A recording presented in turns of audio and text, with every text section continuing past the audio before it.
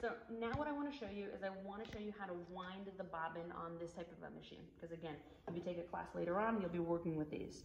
So again, the bobbin is that little metal circle kind of device. And essentially it's just a miniature one of these. It's just a little miniature spool. We just need it to fit underneath our machine. It matches the machine that you're working with. So don't try to bring like a home bobbin here or take this home because they're not always interchangeable. So make sure that you're working with a bobbin that is meant for your machine. And what you're gonna do is you're gonna find this little black pin here. This is the bobbin winding mechanism over here.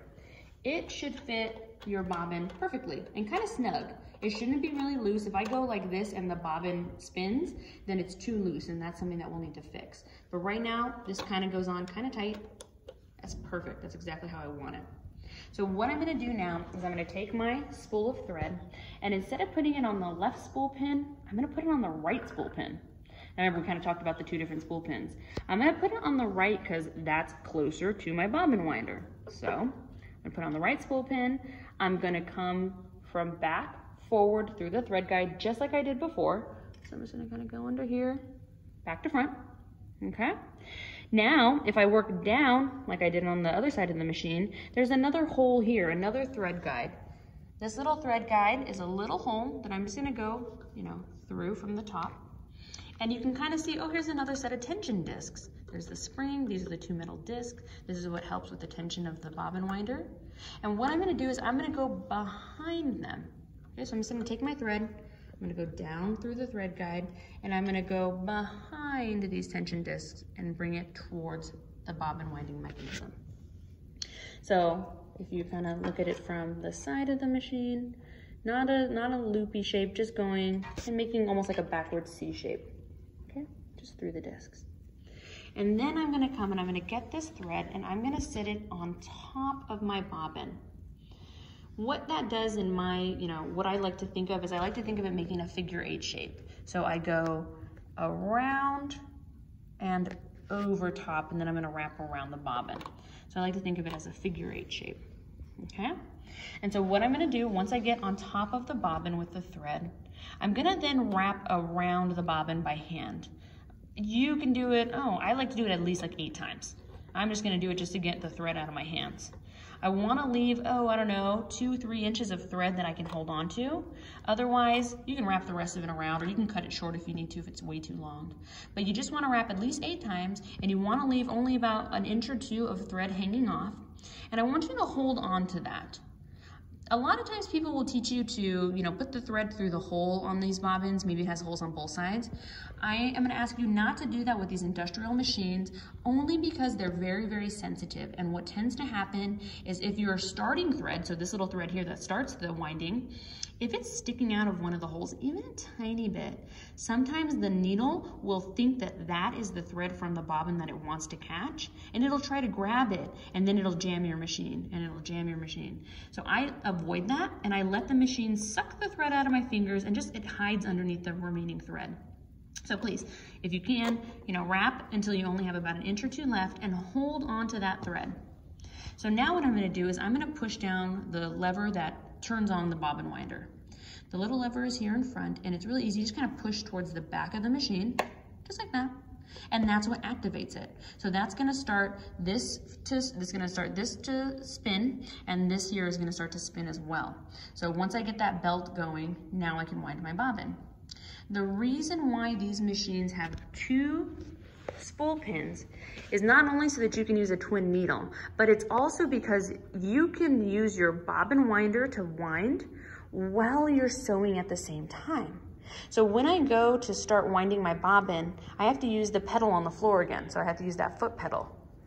Now, if I'm working in the industry and I'm trying to produce, let's say 100 dresses in a day, the downside to having bobbins is that they run out of thread.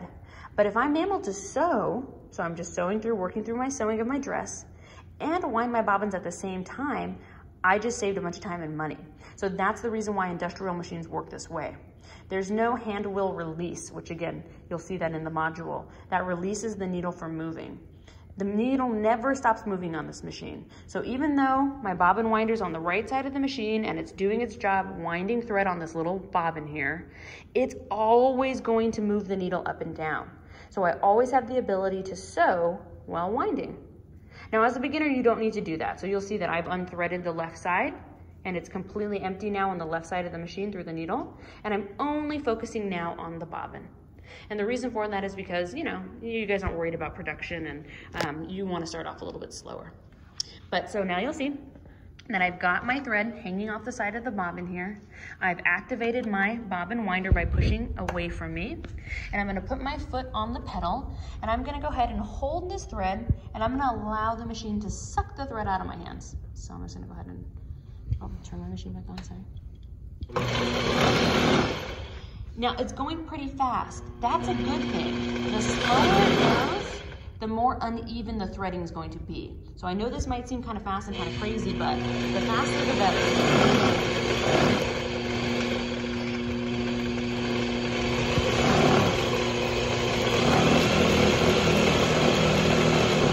And I'm gonna just let it fill up because you'll see at the end, when it's totally full, the machine stops automatically. So I'm gonna go ahead and keep filling it.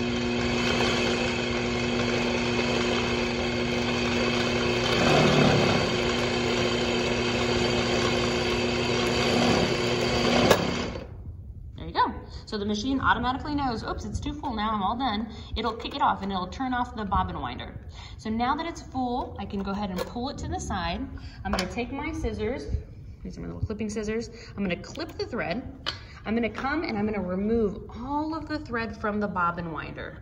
You definitely wanna get the thread away from the mechanism down there because again, the needle never stops moving. And if it's an accident and maybe you have your bobbin winder activated while you're sewing, you don't want to accidentally, you can just lean on that or, something happens and this is turned on.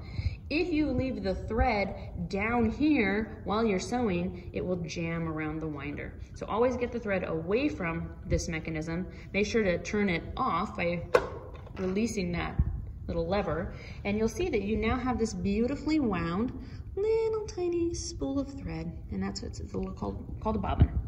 So ready to go. If I'm making a purple dress, now I've got, now you know how to thread the top of the machine, and now you know how to get a bobbin full of thread on these industrial machines. Now I'll show you guys a video on using an industrial serger.